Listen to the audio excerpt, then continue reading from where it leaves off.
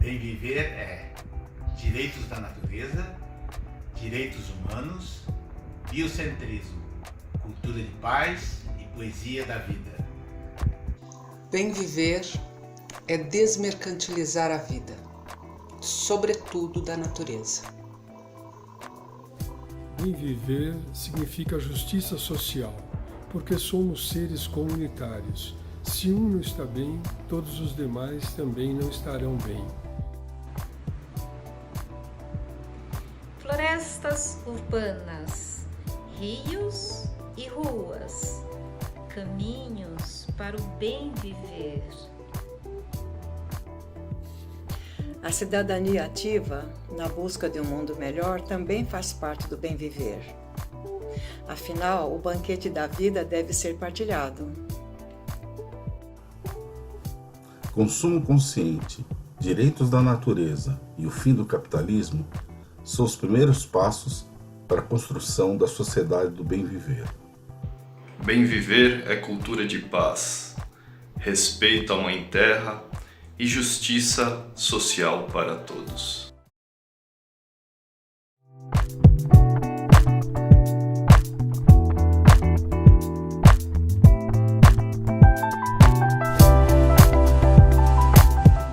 Esse é mais um programa do canal Chai. O canal Chai é um canal para tratar das questões do bem viver e caminhos para o bem viver. Chai vem daquela palavra Kaxinawá, do Acre, metade de mim em você, metade de você em mim. A gente achou que seria bastante interessante trabalhar uma ideia de bem viver, que se diferencia, que vem lá das populações originárias, principalmente dos Andes, mas que se espalha no mundo muito fortemente hoje a ideia do bem viver. E o bem viver seria um triplo cuidado: cuidado consigo, cuidado com o outro e cuidado com a natureza. A ideia de natureza, ela não está presente no desenvolvimento, mas está presente no bem viver. E nós consideramos que a questão participativa, ela é fundamental para o bem viver, né? Você não chega a um bem viver numa sociedade. Você pode muitas vezes chegar a um desenvolvimento econômico, mas não necessariamente a um bem viver, né? Um momento de vida das pessoas em que desde existencialmente até economicamente as pessoas sejam realizadas na sociedade, né? Não vamos discutir agora aqui nesse momento o conceito. Eu só queria te saudar, dizer que é uma grande alegria estar aqui com você. O Pedro Pontual tem um currículo bastante interessante e comprometido com a história do Brasil. O Pedro foi presidente honorário, é presidente honorário ativo no Conselho de Educação Popular da América Latina e membro do Conselho Consultivo do Movimento Nossa São Paulo. Ele trabalhou com Paulo Freire na Secretaria Municipal de Educação, na gestão da prefeita Luísa Undina, na criação do Mova São Paulo. Foi secretário de Participação e Cidadania nas prefeituras de Santo André e Embu das Artes e diretor de Participação Social da Secretaria-Geral da Presidência de 2011 a 2015, no primeiro mandato da presidente Dilma. Afora isso, trabalhou em vários outros lugares, como no Instituto Polis, de 2002 a 2008, na Escola de Cidadania, e também é conselheiro e trabalha em alguns projetos da ação educativa. É uma satisfação te receber aqui, Pedro, porque a gente se conhece já de muitas mãos e contramãos, né? Nos conhecemos lá desde a época do Instituto Cajamar, nos conhecemos em encontros da Unesco, no MASP, né? Discutindo a questão da cultura de paz e a participação, você deve estar lembrado. Na própria presidência, alguns encontros, no Instituto Polis, uma convivência íntima de praticamente todos os dias nesses anos, e no próprio CEAL, que eu também participei do CEAL lá no início, nos anos 90, etc., e depois você se constituiu enquanto um ativista e, inclusive, presidente do CEAL. O Pedro, você está ligado assim a uma história, né? E toda uma história de educação popular que vem do Plan. A gente participamos de um caderno juntos, né, sobre o Sérgio Haddad, você, etc. Ainda tenho, guardo com muito carinho esse caderno, várias pessoas falando sobre o momento de virada, inclusive da educação popular, de uma nova politização da educação popular, etc. É isso mesmo. Eu gostaria de começar te perguntando, Pedro, o que te levou, você, Pedro Pontual, a se interessar pela participação? Que elementos, assim, da tua formação, da tua família, da tua vivência, talvez com Paulo Freire ou com outros tipos de vivência, que é uma pergunta, inclusive, que nós fizemos para o Célio sobre o bem viver, né? O que te levou ele ao bem viver? Cada pessoa vai escolhendo os seus temas na vida, né? As pessoas me perguntam, às vezes, mas por que se fala o tempo todo em reencantamento do mundo? O que te levou, afinal de contas, a esse caminho, a esse destino? Né? E agora também a questão do bem viver. Eu te pergunto, que força destinal te levou a você abraçar com tanta força, com tanto amor, a questão da cultura participativa e da participação? Olha, Milton, em primeiro lugar, queria dizer do enorme prazer assim da gente estar fazendo essa conversa, né, com todo esse caminhada que nós dois já tivemos juntos aí, que você brevemente, né, descreveu, né, e da profunda admiração que eu tenho, né, por você como educador, poeta e pessoa que está sempre buscando construir processos novos, né? Bem, eu acho que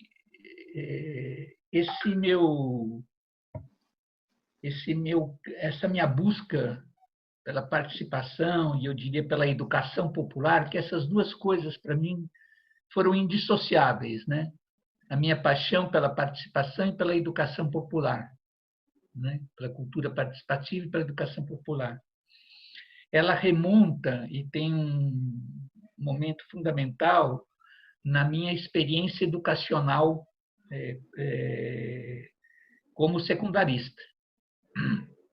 Eu fui aluno de uma das experiências na rede pública no estado de São Paulo, que foi uma das experiências mais revolucionárias na educação brasileira, que foi a experiência dos colégios vocacionais, né? Coordenados pela professora Maria Nilde Marcelani, né? Maria Nilde, uma grande educadora brasileira.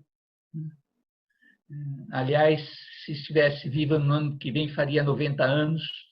A famosa Maria Nilde. E o vocacional foi meu primeiro despertar, né, para a questão da possibilidade de uma educação crítica e transformadora. E Paulo Freire estava ali presente naquela experiência, né? Essa é a questão muito interessante, né? Tinha a presença de Paulo Freire também naquela experiência, né? E aquilo me deu uma formação, sobretudo no campo dos valores, muito firme, né? Nos valores da justiça social, né? No valor assim da solidariedade, né? No valor da participação, né? Que eu levei até hoje, né? E como a vida é feita, né, de contradições, né? A forte repressão que a ditadura militar fez sobre aquela experiência, né? Prendendo meus professores, prendendo alguns dos meus colegas, prendendo pais de alunos, né? Eu, no dia 12 de dezembro de 1969, quando cheguei à escola que eu frequentava, que era aqui no Brooklyn, em São Paulo, e vi a escola cercada por tropas do Exército, né? E, enfim, tudo aquilo, né, longe de me longe de me arrefecer, né, em relação a me despertar para essa área da educação e por esses... Ao contrário, me fez solidificar a minha opção, né, por lutar por justiça social, por lutar pela possibilidade de uma educação libertadora. E eu continuei, né, depois do vocacional, eu ingressei na Faculdade de Psicologia da PUC, né? Ali tinha um núcleo de professores também bastante progressistas na área de psicologia social, sobretudo, né? Ali estava a Maria Nilde também, tornou professora da faculdade, continuou, né? E ali, na sequência, no Instituto Sede Sapiens, com a Madre Cristina, que também exerceu, né, uma forte influência sobre a minha formação, né? E aí, quando eu começo a me dedicar, né, digamos, à prática da educação popular junto aos movimentos sociais, né, na periferia de São Paulo, né, sobretudo junto às pastorais sociais, às comunidades eclesiais de base, naquele período da ditadura, né, na sequência, junto ao movimento contra a carestia, etc., né, eu começo a enxergar justamente que essa questão da participação era o único caminho, né, possível, né, de construção de direitos, né, das pessoas poderem construir os direitos a ter uma vida digna, sobretudo numa sociedade como a nossa, profundamente desigual, né, profundamente elitista, profundamente autoritária. Enfim, eu acho que a gênese está aí. Agora é interessante, Pedro, que... Agora, na sequência, só para concluir, obviamente que na sequência, né, na volta de Paulo Freire do exílio, né, a convivência com Paulo Freire aprofundou essa compreensão, né? Já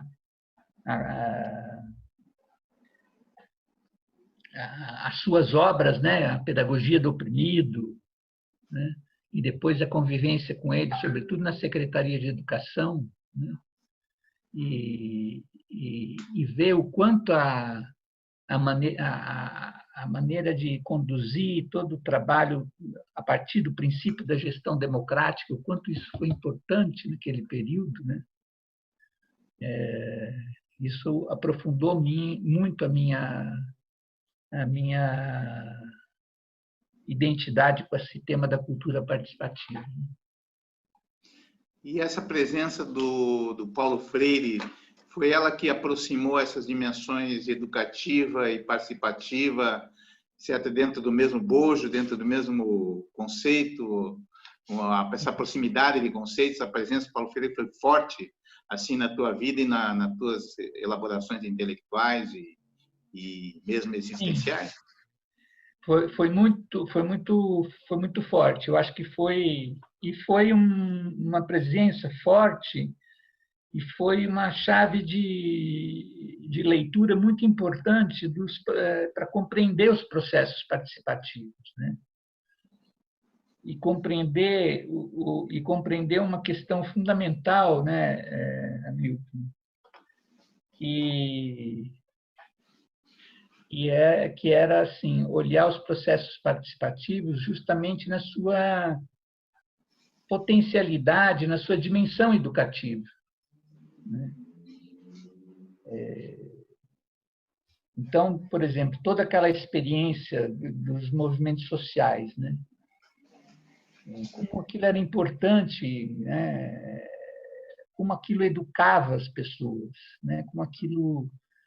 Como ao dar voz, né, às pessoas, como ao permitir com que as pessoas tivessem processos de aprendizados, de organização, de luta, etc., como aquilo proporcionava um crescimento, né, pessoal, coletivo para as pessoas. Quer dizer, tudo aquilo foi me despertando para a potencialidade educativa daqueles movimentos e, ao mesmo tempo, para a percepção de que, quanto maior fosse a intencionalidade educativa em relação a esses espaços participativos, maior se tornava a sua própria potencialidade, né?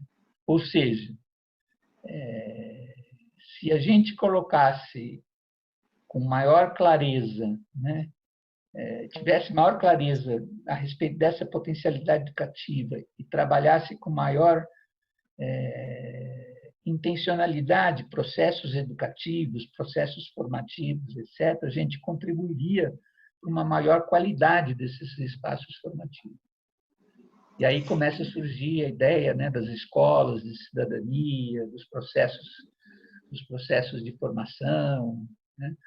Ideias Você acha, como, por exemplo, que a educação... ideias como do Instituto Cajamar, né? Cajamar. Você acha que o processo educativo proposto pelo Paulo Freire, a alfabetização e todo o processo educativo, a filosofia paulo-freiriana, ela leva necessariamente a uma consciência maior de si e do mundo, certamente. Mas ela leva também diretamente a uma consciência participativa? Com certeza. A percepção, né? A percepção,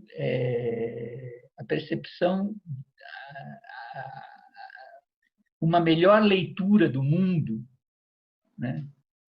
Uma leitura mais problematizadora, como dizia o Paulo Freire, do mundo, né?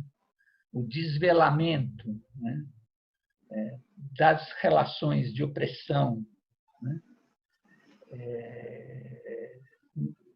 necessariamente, né, provoca nas pessoas, né, a ideia de que é só num processo, e isso, claro que feito, né, não de maneira intelectualizada, mas feito no próprio processo de vivência prática das pessoas, né? Isso provoca uma mudança na sua prática e, portanto, um desejo de participar, de alterar a sua prática, de alterar a sua vida, né? A ampliação de consciência implica numa ampliação do seu universo de participação, né? Talvez um dos sonhos do Paulo Freire, desde a concepção do seu método, dos seus trabalhos de reflexão e ação, um dos sonhos dele, eu acho que chegaram a se realizar, né? No MOVA, chegou a se realizar também na própria gestão democrática que a gente teve, né? Durante muitos anos, né? E recentemente. Mas hoje, por exemplo, a gente vê que houve um certo sonho perdido, né? Uma fragilização da participação, uma fragilização da democracia, dos seus órgãos, dos seus canais, da sua institucionalidade, né? Eu pergunto a você, baseado em toda essa experiência que você está passando, né, para nós, que você está fazendo essa reflexão, também junto com a presença de Paulo Freire, como é que você está vendo hoje os movimentos sociais? Né? Quer dizer, porque houve realmente uma perda, os movimentos não só por causa da pandemia, mas por causa de processos mesmo sociais, culturais, etc., se retraíram bastante, se enfraqueceram, né? E hoje como estão eles? Como que você diagnosticaria esse momento, por exemplo, hoje dos processos participativos do Brasil? Olha, Milton, eu acho que é um momento muito difícil mesmo, né? Eu não diria que aqueles sonhos estão perdidos, não, né? Mas eu diria que é um momento em que nós estamos sofrendo, né, uma forte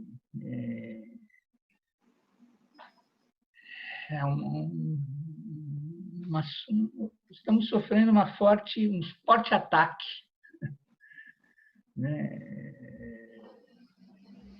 a partir de processos, né, a história ela se move num processo de espiral, né? Então nós vínhamos, né, no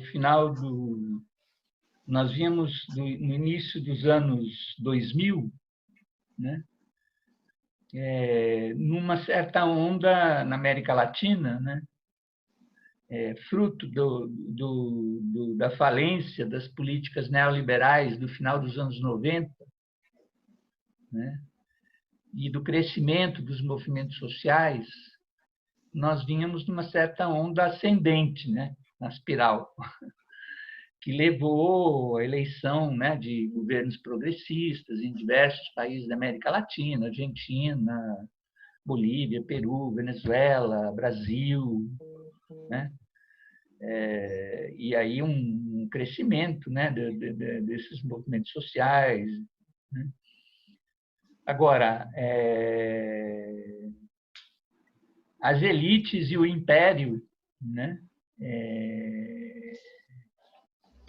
a partir de um determinado momento, resolveram pôr um freio nesse movimento de espiral. E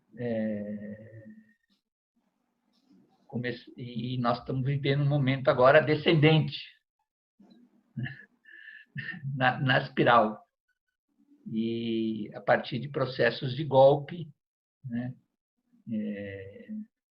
em vários dos países da América Latina e no Brasil a partir de 2016, né, um golpe que destituiu o presidente Dilma, depois a eleição, né, do Bolsonaro, né, que já introduziu, né, um componente profundamente autoritário e antiparticipação, né? É bom lembrar a declaração, uma das declarações dele, né? Nós viemos para combater todas as formas de ativismo social no Brasil. Isso foi dito com todas as letras, né? Nós viemos para isso. Em abril, né, um dos primeiros atos concretos de janeiro, decretos, né, foi a extinção do CONSEA, do Conselho Nacional de Segurança Alimentar, em janeiro. Foi um dos primeiros decretos do Bolsonaro. Por quê? Porque era um dos conselhos mais estruturados e influentes, né, no âmbito federal, que mais influía efetivamente nas políticas. Que incidia na qualidade de vida diretamente, né? E que incidia sobre o tema da qualidade de vida, né? Múltiplos aspectos e tal, né?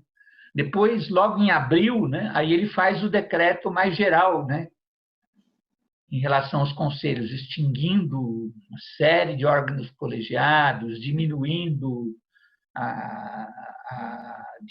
o número de conselhos, alterando a composição de tantos outros, enfim, né? Então, assim, há um forte, né? E não bastasse tudo isso, nós temos agora o cenário da pandemia, né? Bom, eu acho que tudo isso, né, Hamilton, realmente coloca a questão da participação num cenário, eu diria que de resistência, né? Nós estamos num momento de resistência e de busca, né, de reexistência também, né? De resistência e de reexistência, né? Por que o reexistência? Porque não é simplesmente resistir, né? É encontrar uma nova forma de existir. E aí, essa forma de resistir é diferente da forma que se encontrava antes do governo autoritário e da pandemia? Esse resistir? Eu acho que sim, tem muitas coisas novas acontecendo, né? Eu acho que tem muitas coisas novas acontecendo, né? Então, por exemplo, a pandemia, né, ela está provocando a formação, né, fruto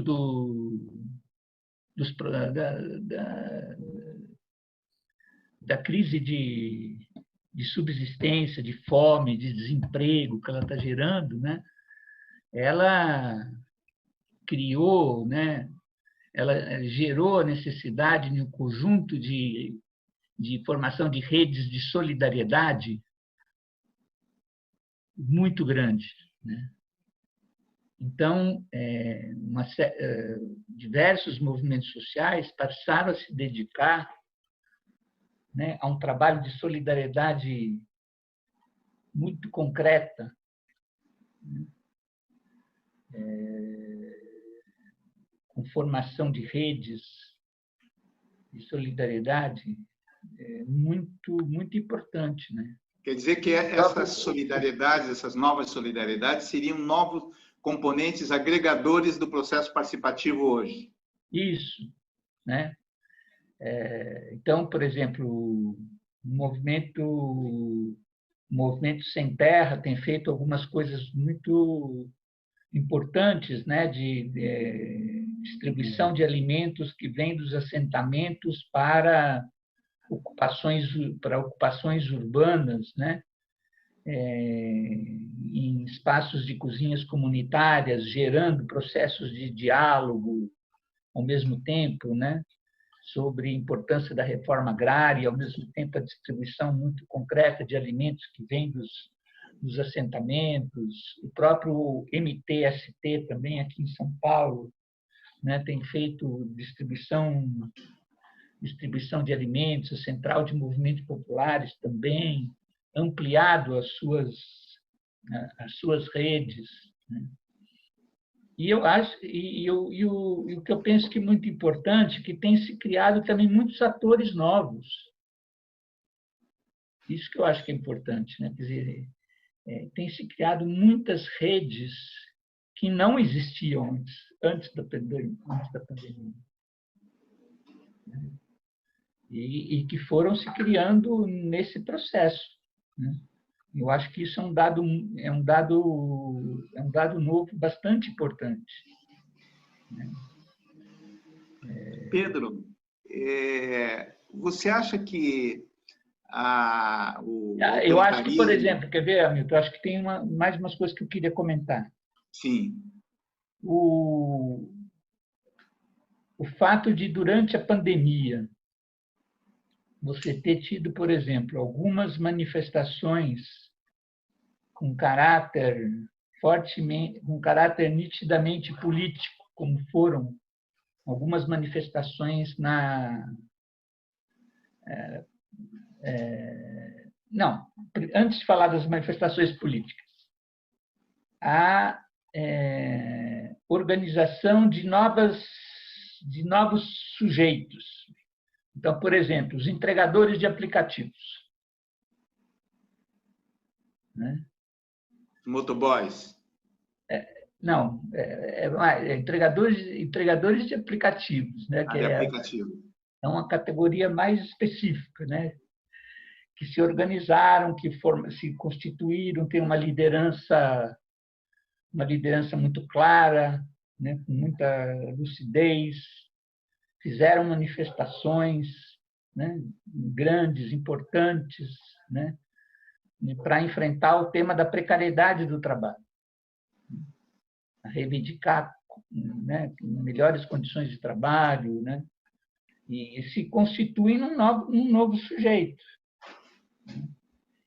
As torcidas organizadas, né, que foram à Avenida Paulista, né, e fizeram uma manifestação contra o racismo e contra o fascismo, juntando os dois temas, né? Então, tudo isso são elementos novos, né? Quer dizer, de repente, as torcidas organizadas se tornarem sujeito político e conseguindo puxar, né? Então, eu acho que nós estamos num período assim de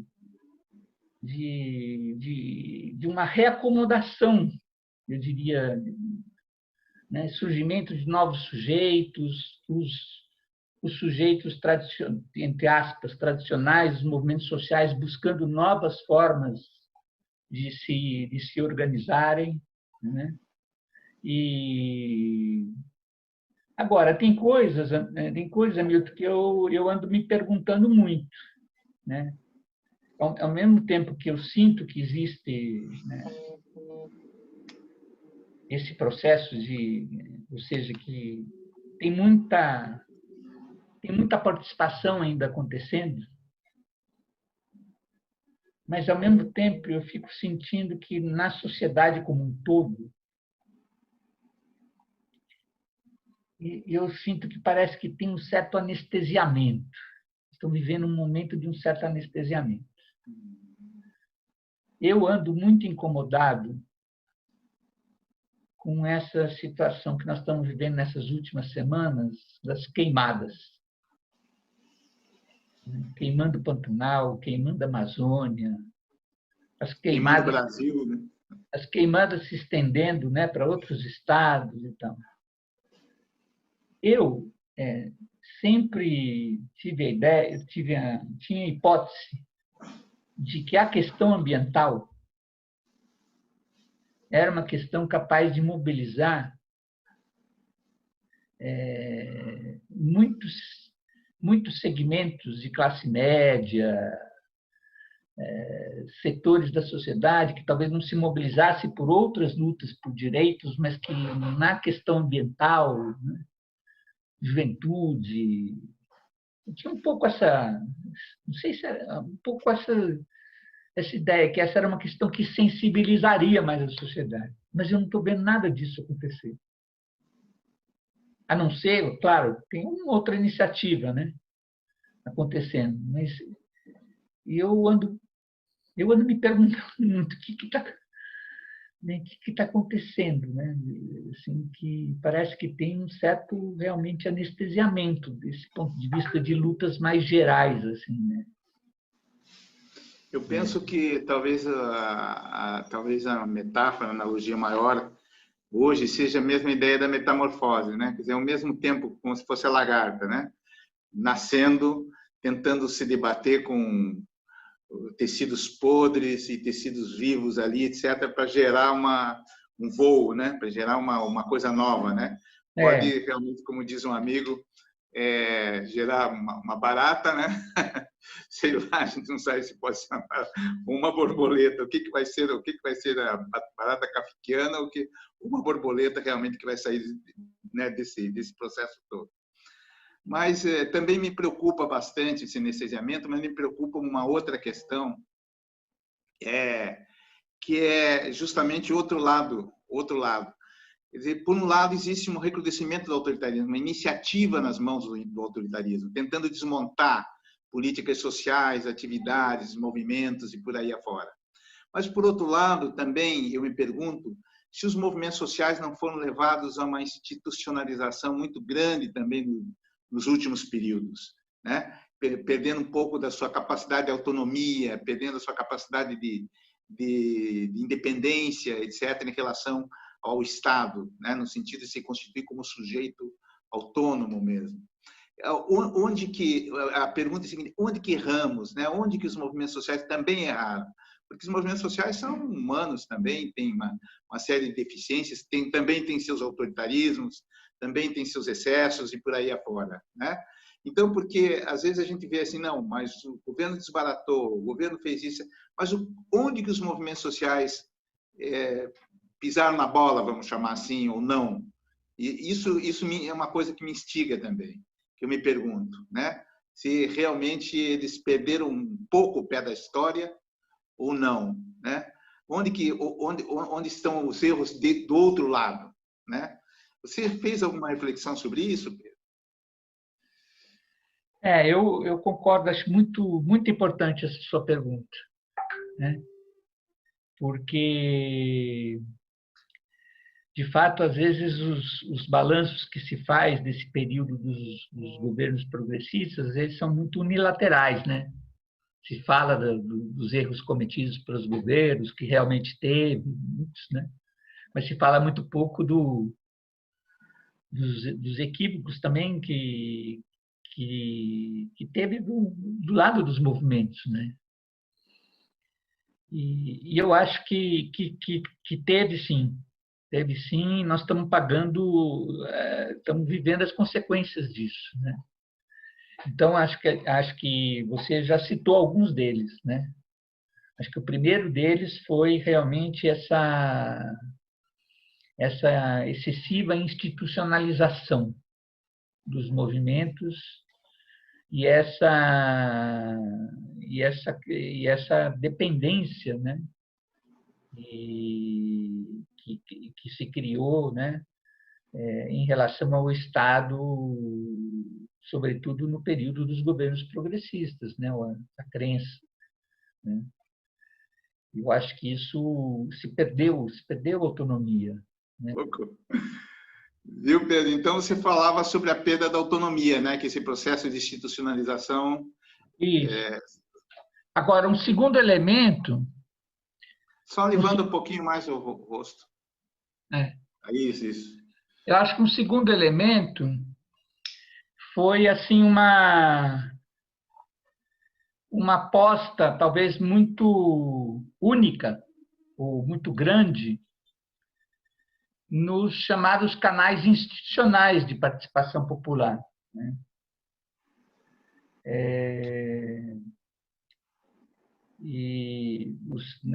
A estrutura dos conselhos, né?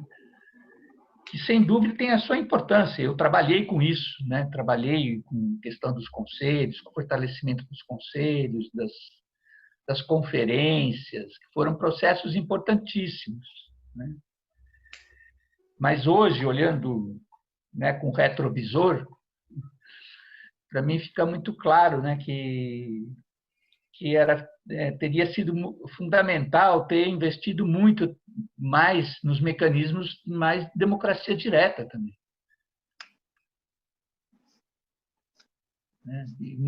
Mais mobilizações, outras formas de participação, né? De alguma maneira, esses mecanismos eles eram muito institucionalizados, né? Nós precisávamos ter investido em outras formas de mobilização, os movimentos sociais precisavam ter investido em outras formas de mobilização da sociedade, ter dialogado com outros setores da sociedade.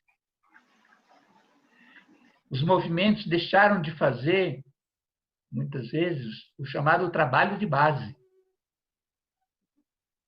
Você acha que os movimentos se afastaram desse trabalho de raiz mesmo, territorial? Mas, ao mesmo tempo, se criaram outras dinâmicas, né? Coletivos jovens, né? Sim, mas é verdade. Ao mesmo tempo, se criaram outras dinâmicas, né? Coletivos jovens, muitas coisas na área de cultura, né? Pontos de cultura.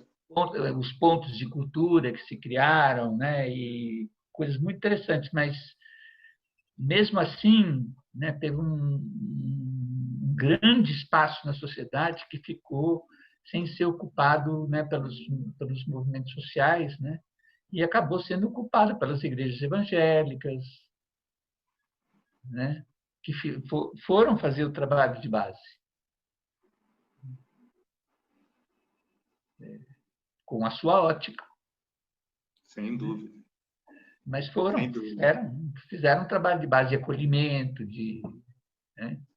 Mas com toda a ótica conservadora que caracteriza, né, a sua uma agenda que outros segmentos conservadores trouxeram para si, né? Souberam capitalizar, né? Tomaram para si, né? Então, eu acho que aí esse foi um grande problema. Esses foram algumas das questões que eu acho que faz com que a gente esteja agora nessa situação de um refluxo, né? E uma necessidade agora de se reinventar, né?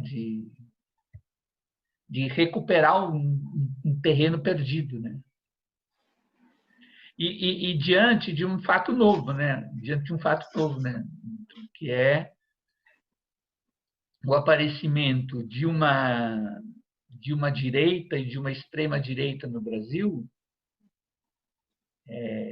que tem base social e que resolveu disputar política e ideologicamente. Esse é um fato novo, né? Esse é um fato novo. Resolveu disputar política e ideologicamente com o setor progressista da sociedade brasileira. Né? Agora, você não acha, Pedro, que nesse processo também de reinvenção, as cristalizações esquerda, direita, centro, etc., são tão pouco deterioradas em relação ao tempo, ou elas ainda têm um peso, têm um significado muito profundo na sociedade brasileira? Eu digo, nessa reinvenção não há uma necessidade de também se mapear, né? Outras forças que muitas vezes não se alinham aqui ou ali, etc., e que desenvolvem até trabalhos de base, trabalhos de reinvenção de solidariedades locais, como grupos religiosos, etc., e identificar outras forças que não estejam dentro dessa geografia ou dessa geometria, vamos dizer assim. Não, eu concordo com você. Eu acho que essa delimitação feita de maneira rígida, ela não contribui não para a gente avançar no processo de diálogo, sobretudo quando a gente vem vivendo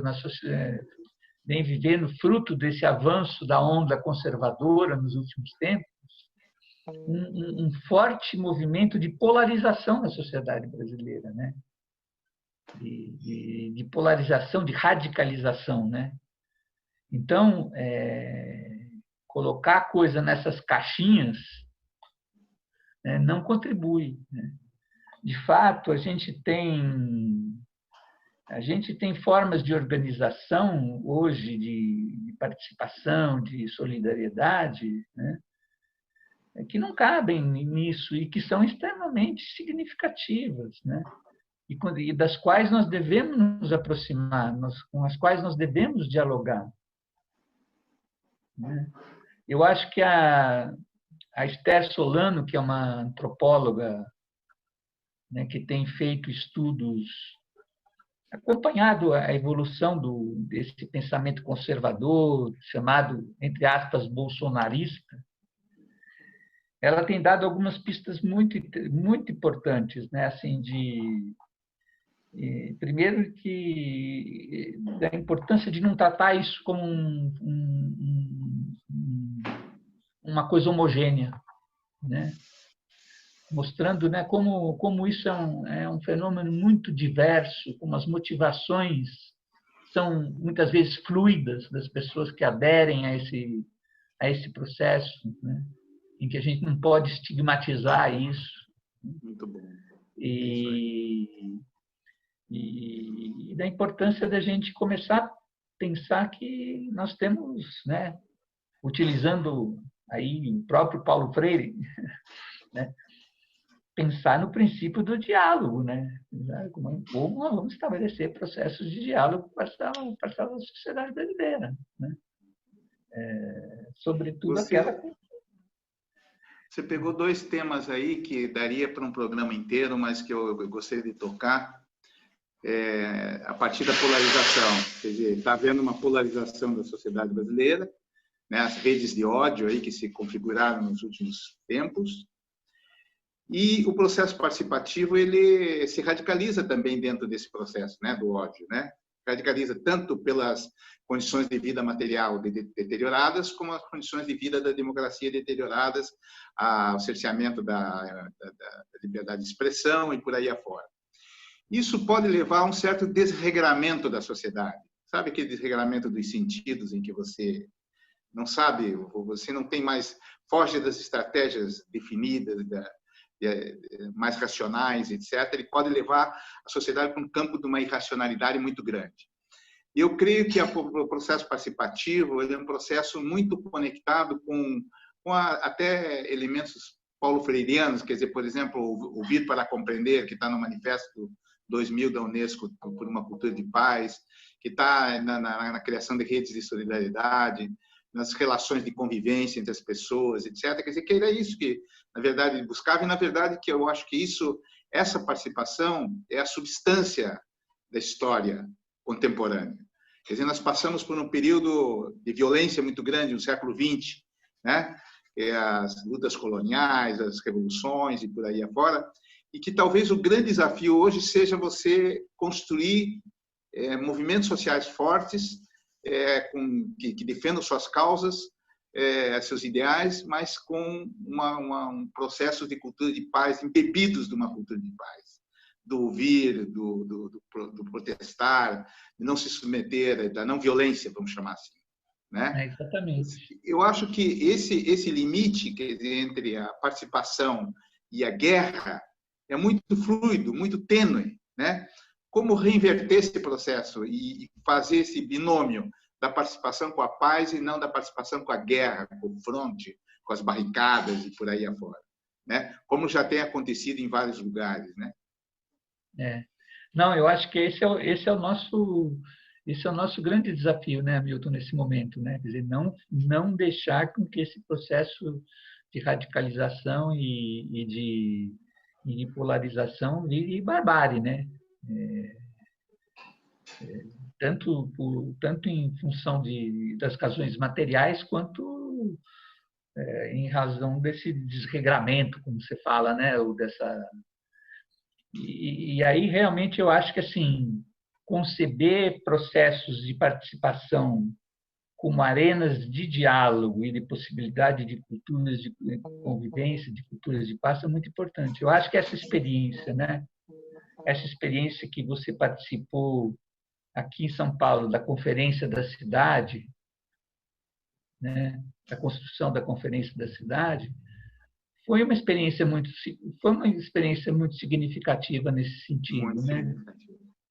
Quer dizer, de reunir segmentos bastante diversos, né? Segmentos bastante diversos na cidade, discutindo temas diversos, com pensamento diverso, tentando produzir determinados consensos a respeito, né? Do futuro da cidade. Eu acho que movimentos como a Rede Nossa São Paulo, né, também, né, que já vem, né, não sei por quantos anos já está de existência, a Rede Nossa São Paulo, perdi um pouco aqui a conta, né, mas tem uma duração já significativa, né, conseguindo se manter a várias gestões e conseguindo estabelecer uma interlocução, né, com diversos tipos de gestão, né? Eu acho que apontam para essa possibilidade, né, de você fazer participação numa perspectiva que não é a perspectiva da guerra, né? É a perspectiva do diálogo. Eu acho que nós estamos chamados a construir espaços, de fato, com essa característica, né? Estão convocados a isso. E isso entra diretamente dentro do processo educativo, né, Pedro? Quer dizer, se você não tivesse a dimensão educativa da participação, como que você pode chegar lá? Você abraçar novos conceitos, né? Porque até agora você pode ver, inclusive, pela linguagem, né? Um dia desse a gente estava conversando sobre a importância da refundação da linguagem. É tudo estratégias, táticas, avanços, recuos, passo à frente, passo atrás, tiro no pé, tiro longe, tiro ao público-alvo, militância, e por aí afora. um linguajar, quer dizer, que existe hoje nos transformadores, que precisam ser refundados também. A gente, eu acho que quando abraça essa questão do bem viver, também é para pensar um pouco nisso. Como que é possível essas dimensões, esses outros valores do bem viver, educativos, que podem nortear o processo participativo dentro da contemporaneidade, né? Eu acho super legal isso que você está falando. Eu acho que quando a gente fala, né, que nós precisamos construir novos paradigmas, né, tem que ver com isso mesmo, quer dizer, são novas maneiras de conceber, né, os processos, né, numa perspectiva diferente, né? Eu acho que o bem viver é uma delas e extremamente significativa, né? E que aí vão dar sentido, né, para essa mudança de linguagem, né? Porque eu acho que a gente só consegue fazer essa alteração da linguagem quando a gente tem um novo paradigma, né? Quando a gente se apropria de um novo paradigma, a gente consegue dar substantividade a essa mudança de linguagem, né?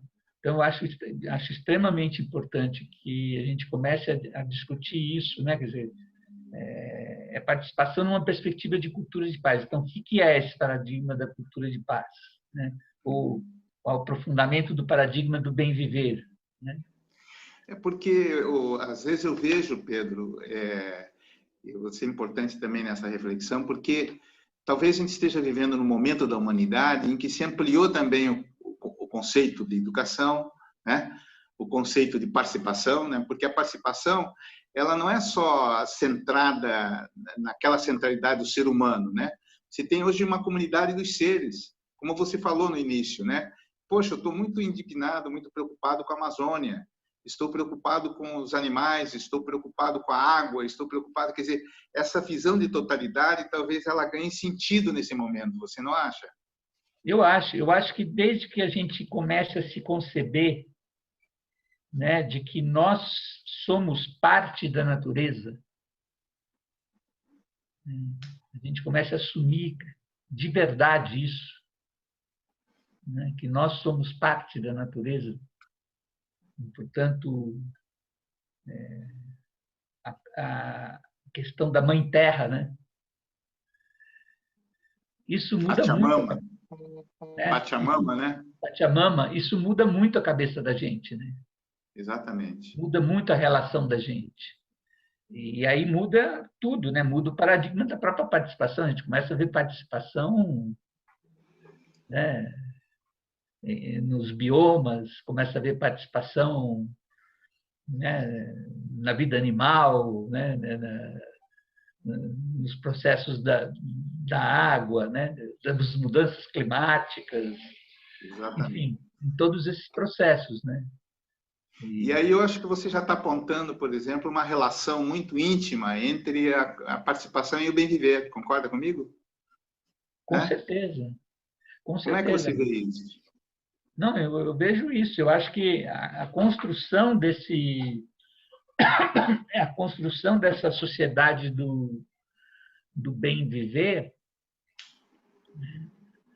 eu vejo que ela só é possível, né, com participação.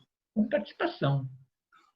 Eu não consigo. Eu acho que a participação ela é intrínseca ao bem viver. Como que eu posso imaginar uma sociedade onde eu possa ter uma vida feliz, né? Uma vida vivida com dignidade, uma relação com a natureza de outro tipo, né? Se não for, né, através de um outro tipo de participação. Então, para mim, a participação é intrínseca à ideia do bem viver, sabe? Eu diria que ela é constitutiva do bem viver. Eu diria que ela é quase uma condição para o bem viver. E é interessante também, eu concordo inteiramente com isso que você está falando, e eu acho que esse é um pensamento novo, quando você emite e você traz essas questões, você já está investigando um outro campo de paradigmático, vamos chamar assim, né? Quer dizer, que acumula aquilo que você trouxe do passado, mas já está olhando para frente, né? Nesse sentido. O contrário disso é o individualismo, né, Milton? Sim. E o individualismo aí que eu queria entrar entre indivíduo e individualismo. O David Thoreau, que foi, né, um pacifista importante nos Estados Unidos, um dos pais da desobediência civil, ele tinha uma frase muito interessante que diz assim: cada pessoa mais correta que o seu vizinho compõe uma maioria de um, né? Acho essa frase repete de novo para mim que eu cada pessoa mais correta que o seu vizinho compõe uma maioria de um, né? Eu acho interessante essa frase, me provoca bastante, que me levou à seguinte conclusão: a participação também pode ser de um. A participação não precisa ser de grandes massas, e lógico que o conceito do coletivo é importante, mas às vezes uma pessoa só, ela move. Eu já tive experiências de vida mesmo significativas de fazer uma manifestação de uma pessoa só, entendeu? E ela começar a agregar pessoas e ver, etc. Então, eu acho que essa potencialização do indivíduo, não do individualismo, também é fundamental nos processos participativos, você não acha? Não, e eu concordo plenamente. Eu concordo plenamente.